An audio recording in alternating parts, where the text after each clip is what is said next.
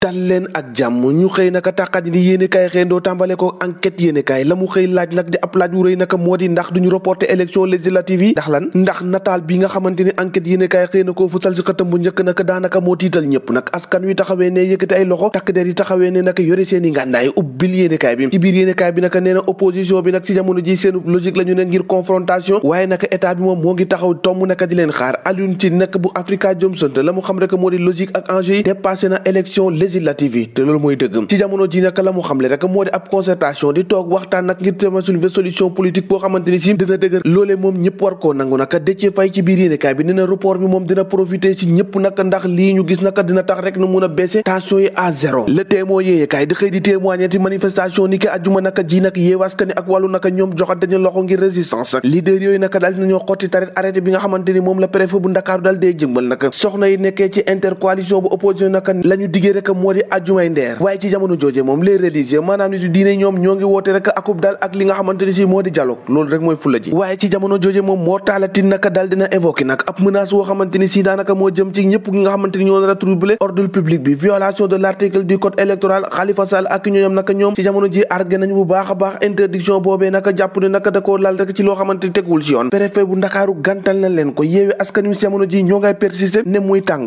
di naaj di ngelaw di sedd seen manifestation boobee ni ëllëg nag dañu koy amal ci nii wala ci nale le mandat xëy wax leneen ne tournée économique du président de la république ak rassemblement bi nga xamante ni bu Benno Bokk Yaakaar dañ koo dal dee reporté yéenekaay bi ne ne am na ci lu lalul ci loo xamante ni ci pouvoir bi nar naa reculer l'évidence yéenekaay dikkaat ci arrestation ab rebelle foofee ca diwaanu Ndakaaru procureur de la république def na ab soow fadam ubbil yéenekaay bi nee na am na ci koo xamante ni keroog bi ñuy def manifestation yu takk der yi dañ koo téye moom nag ab rebelle la woo xamante ni dafa ñëw rek ngir salfaañe dëkk bi loolee nag niki démb la ko procureur bi xamle bi muy jaroog taskatu xibaar yi yéenekaay bi di Les Échos dikkaat ci Yewwi Askan Wi nga xamante ni ñoo ngi woote résistance jëm ci mobilisation bi ñu nar a amal Khalifa Sall nee na ñoom pare nañu ngir rek a bàyyi seen bakkan ci mbir moomee Ousmane Sonko nee na manifestation boobu moom day am ci nii wala ci ne muñ ko bëggee buñ ko bañee dina am leaderu Pastef yi naka ñoom ñoo ngi woon ndaw ñi ñëpp ñu dal dee investir maanaam naka génn ci mbedd mi ngir wane seen naqar ci kanamu gouvernement bu Macky Sall ëpp naa def waay Walf Quotidien jëm naka ci ñàkk a sàlloo ak li nga xamante ni moom la kilifa gi dal dee toog di arrêté boobu le jeu risqué maanaam ab jeu boo xamante ni risqué naka bu coalition Yewwi Askan Wi loolu la Walfadjri yéene kaay xëy fësal Sonko moom nee na moom ci jamono ji amul lenn lu nit mun a wax rek ba mu gëm justice Sénégal ndax lépp la ñu doxalee teguñ ko ci yoon le leader bu Pastef nag moom nag la mu woote rek moo di résistance Macky Sall moom ci jamono ji jël na point yépp nag teg ko ci i procureur de la république la mu teg ci kaw kooku ne nga xamante ni si dañu jàpp ne ab rebelle la moo di ab monstre la maanaam ab njuuma la boo xamante ni la mu bëggoon rek moo di yàq dëkk bi tribune yéenekaay li nga xamante ni moo di vrai journal l'exclusif naka critique ak yéenekaay bi di bés bi le jour ñoom ñun rek dikkaat nañ ci li nga xamante ni si moo di manifestation ni ki ëllëg nag ñoom ñëpp nag la ñuy xalaat moo di dëkk bi yëngatu ni ki ëllëg ndax ñoom waa coalition Yewwi Askan Wi seen njiit Ousmane Sonko nee nañ ci jamono ji naka fa ñuy jopp naka duñ ko bàyyi ndax gis nañu naka loolee mooy seenu dellu te ginnaaw te bëgg ñoo dellu ginnaaw fi ñu li ñu des rek moo di taxaw manifester ba la ñu bëgg ñu dal di koy am ci jamono ji fagaru nag jot na